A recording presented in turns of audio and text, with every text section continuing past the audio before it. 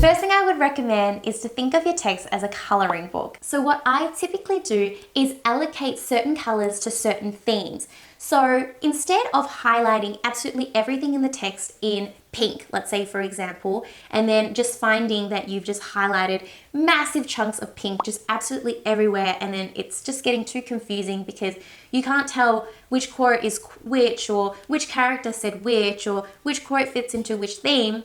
That's where coloring according to themes comes in. You could do it in an alternative way. You can color according to characters, to particular events, but I just like to do it according to themes. So I'm going to show you my Brooklyn one, for example. You can see within the first few pages of the book that I've written down a list of themes and the corresponding colors with them. Sorry if my hands are shaky, and you can tell that my handwriting is not really on point because I wasn't really thinking of sharing this with anybody when I was reading this text, but you can see how I've got different colors and I've allocated certain themes to certain colors.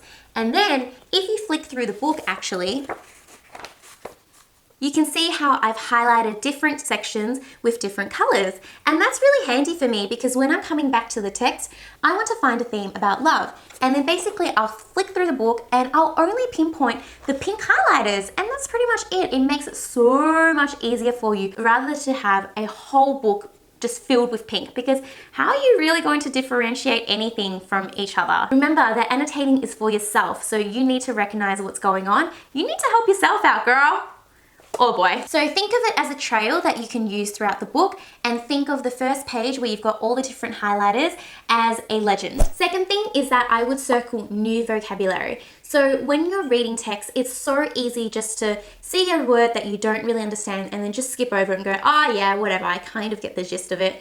Because some of these words you'll be able to find that they come in so handy when it comes to your essays. So whenever I come across a word that I don't know, I'll circle it and then I'll make sure that I come back to it later and I look it up in the dictionary. And by circling it, it makes it really easy when I'm flicking through the book just to look for a circle. So you can see in the text Stasiland, I've actually circled this particular word, which I'm not even going to try and pronounce because it's a German word, and yeah, that's basically it. If you guys can pronounce it, then fantastic. So clearly this was a word I didn't know just because it wasn't in English, but that doesn't mean that you just have to stop at words that are in English that you don't know. If it's words written in other languages, or even if it's just like places that you're not really familiar with, even just looking them up and Googling where it is can really help, because I know that for a lot of students studying Stasiland especially, it's really confusing when it comes to the East Berliners and the West Berliners and then just Germany in general. So that's a really big step in Stasiland, especially to actually just know what's going on, where it's going on. Third thing is writing notes in the margins. Sometimes what you might want to do is just write a rough comment about what you're thinking in regards to a particular sentence, or maybe you just want to summarize what's going on in this particular passage so that as you're flicking through your book, you can just find it really easily throughout the margins of a text. And what do I mean by the margins of a text? So right now I'm looking at the book 1984, which is actually my favorite book of all time. It's the best book ever, and I would highly recommend you guys read this if you guys have time and finish VCE.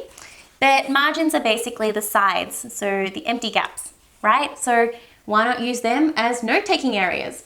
So what I wrote here was just something really short and snappy. So I wrote spying and subservience, and this is just, it's not even a proper sentence or anything like that, but you know what? It makes sense to me, and that's all that matters because I'm annotating this book for myself. I just wanted to make a quick summary of what was happening here, and I wanted to write down the word subservience because I thought it was an amazing word that I wanted to use in my essay. If you have a question, put a question mark next to your particular passage and then find out more about it later. It's as simple as that. Mark literary devices. So with literary devices, we know that it's symbols, imagery, metaphors, that type of thing. Highlight all of those because they're going to come in so handy for your essays, trust me. Don't just quote people speaking in a text. It's also about the way the author is describing a setting, for example, or describing a particular character. In Burial Rites, in the prologue, I've actually written a few things here. A little point here saying how it's ominous. The author uses a lot of natural imagery, and then I've written here how it's a metaphor. So yeah, guys, whatever it is, make sure you annotate it. Dog ear your important passages. So dog ear sounds a little bit funny, but let me find an example for you guys. Okay, so I found The Complete Mouse, which is actually a graphic novel, which is amazing. So if any of you are actually studying this text and you are actually lucky enough to do this text, then oh my gosh, you're gonna have the time of your life, because even though it's a very sad story and very touching story, the illustrations really help. So this is what a dog ear is. It's basically when you flip in the side of a page inside, just so that when you've closed it, you can see that, you know, there's particularly important passages that you've got. And so I used it for this text just because I didn't want to highlight, you know, the whole image, but it's pretty much the same as if it was a text and you just didn't feel like highlighting the whole 2 pages worth of passages. Then you can just do that, and then that way you know it's a significant moment and you can always come back to it really easily. Otherwise, if you don't like dog tagging, then what you could do is just star the bottom of the pages like I do. Last thing is just go ahead and destroy that book, because this is your VCE text and pretty much afterwards you're probably not going to reread it again. So just go and do whatever you want to this text. You basically want to know this book inside out, and that's not going to happen if you just leave it crispy clean.